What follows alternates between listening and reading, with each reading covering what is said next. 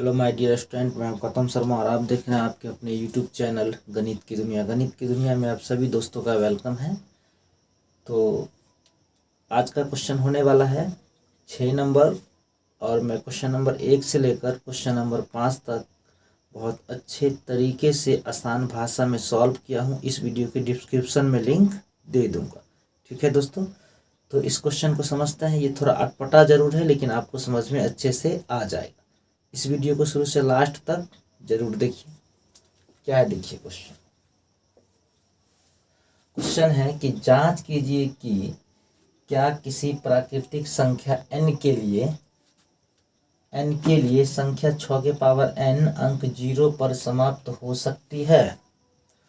दोस्तों, किसी भी संख्या 0 पर जब समाप्त हो सकती है उसमें 2 और 5 दोनों आना चाहिए। जब ये संख्या 6 का आप अभाज्य गुणनखंड निकालिएगा ना, तो उसमें 2 और 5 नहीं आएगा तो वो 0 पे समाप्त नहीं होगा। तो 2 और 5 जब दोनों आ जाएगा तो वो संख्या 0 पे समाप्त हो जाएगा। ठीक है, एग्जाम में कैसे लिखना है इसको जरा समझिए।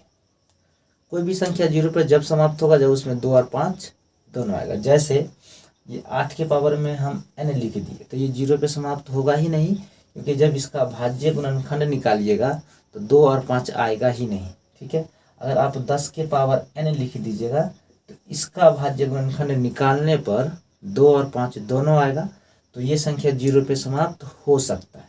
ठीक है, तो इसको देखिए एग्जाम में हमें किस तरह से इसको लिखना है। यदि कोई संख्या 0 पर समाप्त होना चाहती है तो उसका अभाज्य गुणनखंड में एक बार, कम से कम एक बार 2 और 5 आना चाहिए। 2 और 5 एक बार आएगा तो वो 0 पे समाप्त होगा। इसी तरह 6 के पावर में n दिया तो देखिए 6 का जब अभाज्य गुणनखंड निकालेंगे तो एक 2 तो 2 आया, लेकिन 5 तो नहीं आया। तो 2 और 5 दोनों आना चाहिए, तभी जाके 0 पे वो समाप्त होगा। ठीक है, तो ये 0 पे समाप्त नहीं हुआ, तो अतः करके लिखना है कि 6 का गुणनखंड करने पर यह 2 गुने 5 के रूप का नहीं है। 6 का भाज्य गुणनखंड निकालें तो 6 2 और 5 के रूप का नहीं है, अर्थात यह कभी 0 पर समाप्त नहीं हो सकती किसी भी प्राकृतिक संख्या n के लिए। ठीक है, तो आशा करते हैं ये आपको समझ में आ गया होगा। तो अब हम क्वेश्चन नंबर 7 को देखते हैं वो क्या है। ठीक है, तो दोस्तों ये क्वेश्चन नंबर 6 है। वो पिछला जो था ना वो क्वेश्चन नंबर 5 ही था, वो मेरा मिसिंग से 6 लिखा गया था, तो वो पिछला वाला 5 था। और ये वाला जो क्वेश्चन है वो क्वेश्चन नंबर 6 है। ठीक है, क्वेश्चन दिया हुआ कि व्याख्या कीजिए कि इतना संख्या दिया हुआ है 7 गुने 11 गुने 13 प्लस 13 और 7 गुने 6 गुने 5 4 3 2 1 गुने 1 प्लस 1 भाज्य संख्या क्यों है। भाज्य संख्या किसे कहा जाता है? जिसका कम से कम 3 फैक्टर या 2 से अधिक फैक्टर होगा ना, उसे हम भाज्य संख्या कहेंगे। जैसे अगर हम पूछ देते हैं कि क्या बताइए कि 4 कौन संख्या है?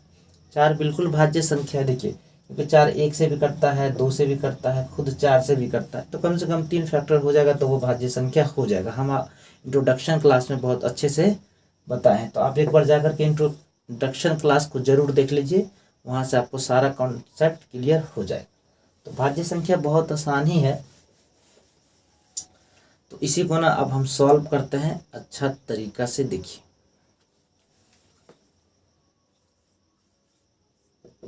हल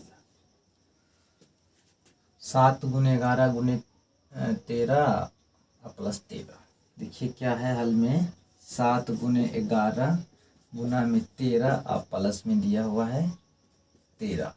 इसमें से जो कॉमा है उसको आप बाहर निकाल लीजिए। तो 13 अगर कॉमा निकाल लेंगे तो क्या होगा, 7 गुने 11, एक नहीं लिखेंगे तब भी चल जाएगा, तो हम एक ही लिख देते हैं।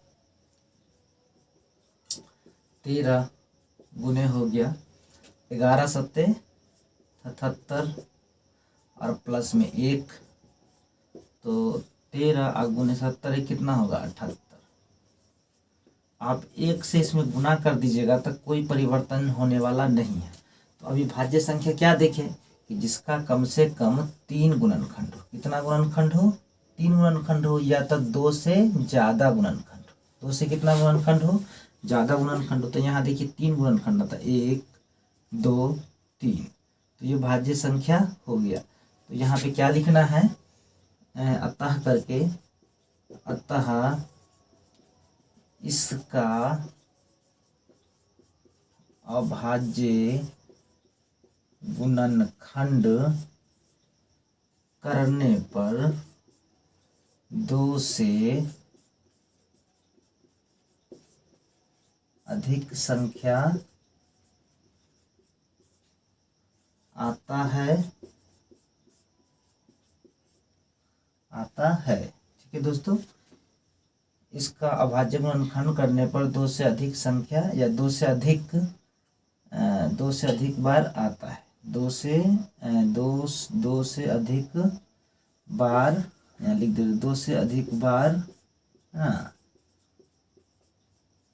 संख्या आता है, इसलिए क्या हो गया, भाज्य संख्या हो गया। फिर इसके आगे आपको लिखना है ये संख्या, देखिए क्या दिया हुआ है, 7 गुने 6 अगुना में 5 गुना 4 गुना 3 गुना 2 अगुना में 1 प्लस 1, सॉरी 1 नहीं है यहाँ पे 5, यहाँ पे क्या है 5, इसमें कॉमा देखिए क्या है, 2 बार क्या है, एक यहाँ 5 है, एक बार यहाँ 5 है, तो 5 कॉमा ले लेना है।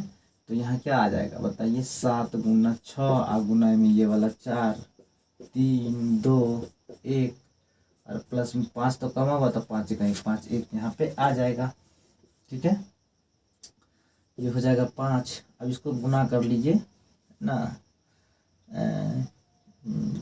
1 को 2 से गुना करेंगे 2, 2 तिया 6, 2 तिया 6 चाहिए 36, 1 36, 1 हो गया 7 चौके 28। गुना आप किसी भी तरह से कर सकते हैं, 7 चौके क्या हो जाएगा 28, गुना कर दीजिए, है ना, 8 छक्के 48, 4 8 24 4 28, 2 छक्के 12, 2 तिया 6 1 7, है ना, 8 8 2 10, 7 2 9 1 10 आ जाता है, 1008 प्लस 1 आ गया।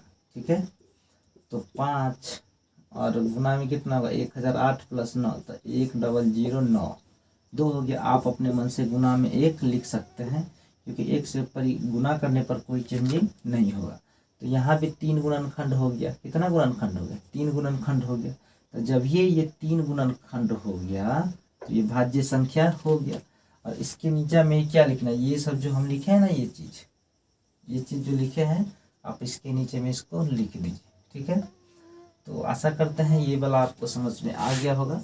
अब लास्ट क्वेश्चन है 7, तो देखते हैं 7 नंबर, जब तक बोर्ड इरेज। चलिए दोस्तों, अब क्वेश्चन नंबर बुक में आप देख लीजिए, नहीं तो यहाँ पे आपको क्वेश्चन मिलेगा, आप यहाँ पे देख लीजिए क्या है। हम पढ़ते हैं क्वेश्चन को। कहता है, क्वेश्चन थोड़ा लंबा है, कहता है किसी खेल के मैदान के चारों ओर एक वृत्ताकार पथ के मतलब होता है रास्ता। कोई एक खेल का मैदान है और चारों तरफ क्या है, एक रास्ता बना है। इस मैदान का एक चक्कर लगाने में सोनिया को 18 मिनट लगता है, जबकि इसी मैदान का एक चक्कर लगाने में रवि को 12 मिनट लगते हैं। तो मान लीजिए कि वे दोनों एक ही स्थान और एक ही समय में, है ना, चलना प्रारंभ करके एक ही दिशा में चलते हैं। कितने समय बाद वे पुनः प्रारंभिक स्थान पर पहुंचेंगे दोस्तों, मिलेंगे। तो समय पूछ रहा है कि कितना देर बाद जो है ना, कितने समय बाद एक ही स्थान पे पहुंच जाएगा, जिस जगह से चलना स्टार्ट किया था। तो मान लीजिए कि ये एक क्या है, मैदान है। ठीक है ना, ये क्या है, एक मैदान दिया हुआ, और क्वेश्चन में दिया हुआ है कि सोनिया को 18 मिनट लगते हैं।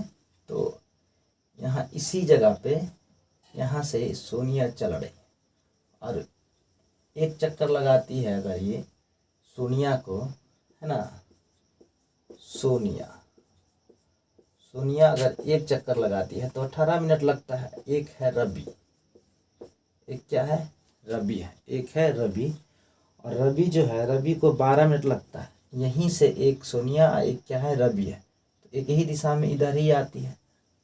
और ये जब एक चक्कर लगाती है तो रवि को कितना लगता है, रवि को 12 मिनट लगता है।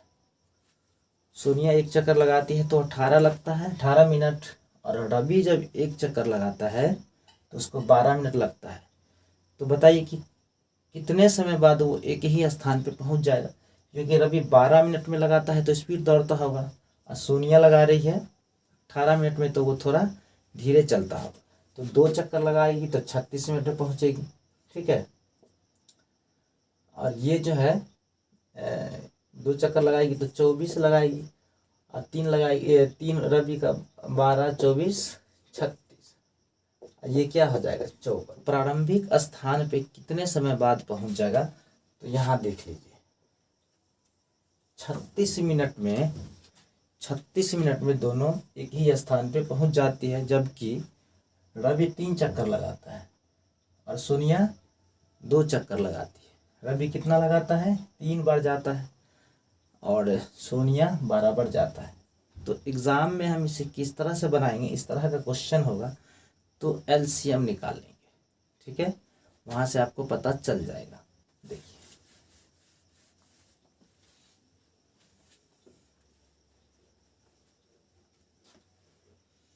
एग्ज़ाम में आपको कैसे बनाना है, ये हो गया हल। ठीक है, और एक था 18, फैक्टर कर लीजिए, और एक था 12। ठीक है, और यहाँ 2 से लगा देंगे तो हो जाएगा 9, यहाँ पे 3 से लगा देंगे तो हो जाएगा 3, यहाँ 2 से लगा देंगे तो हो जाएगा 6, यहाँ 2 से लगा देंगे तो हो जाएगा 3। तो एलसीएम निकालने का क्या परिभाषा है कि जो दोनों में कॉमा होगा उसको एक बार लिख लीजिए। तो यहाँ देखिए 2 है और यहाँ भी 2 है, तो एक बार 2 लिख लिए। यहाँ 3 है और यहाँ भी 3 है, तो एक बार लिख लिए 3। और यहाँ बच जाता है 2 और यहाँ बच जाता है 3, तो 3 को भी लिख दीजिए और 2 को भी लिख दीजिए। अब गुना कर दीजिए, 2 तिया 6 है ना, 2 तिया 6, 6 त्रिक 18, 18 दूना 36, 18 दूना कितना हो जाएगा 36। तो 36 मिनट में यहाँ पे लिख दीजिए 36 मिनट में रवि और सोनिया